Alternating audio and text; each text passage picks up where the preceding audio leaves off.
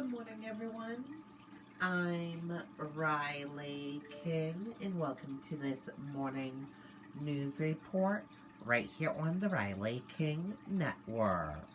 Let's begin.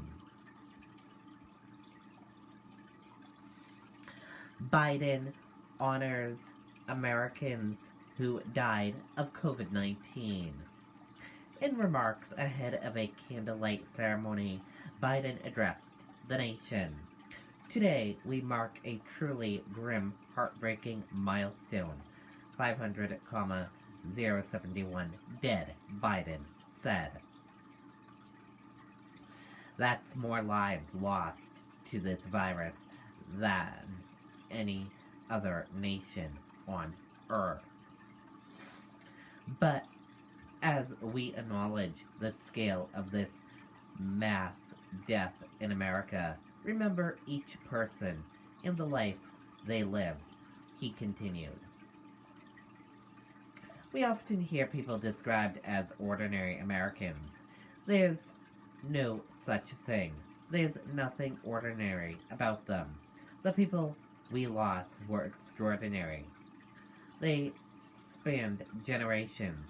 Born in America, immigrated to America, but just like that, so many of them took their final breath alone in America, Biden said.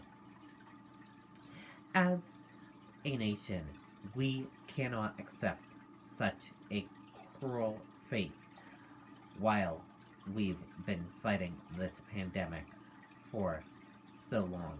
We have to resist becoming numb to the sorrow. We have to resist viewing each life as a statistic or a blur or on the news.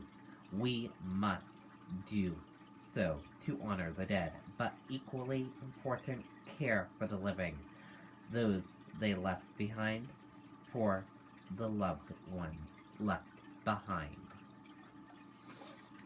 Following his brief speech, Biden, First Lady Jill Biden, and Vice President Kamala Harris and the Second Gentleman Doug Emhoff walked out to the South Lawn at the White House, where candles were lit and displayed on the steps for a moment of silence. Earlier, the National Cathedral rang its bells to honor the more than 500,000 Americans who died of coronavirus.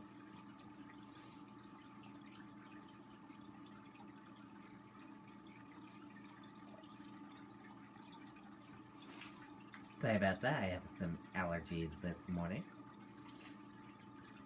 I received a letter from a daughter whose father died of COVID-19 on Easter Sunday last year, Biden said before the ceremony. She and her children, his grandchildren, enter Lent this season, a season of reflection and renewal. With heavy hearts, unable to properly mourn, she asked me in the letter what was our loss among so many others. Well, that's what has been so cruel. So many of the rituals that help us cope, that help us honor those we loved, haven't been able or available to us. The final rites with family gathered around the proper home-going, showered with stories and love. Tribal leaders passing out the final traditions of scared cultures on secured lands, he continued. As a nation, we cannot and we must not let this go on.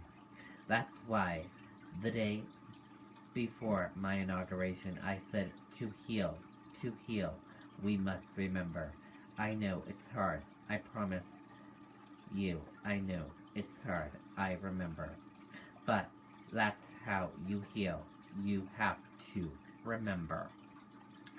And that does it for this morning news report on the Riley King Network. I hope you all have a great rest of your day, and I'll see you back here later on today for another news report. Goodbye, everyone.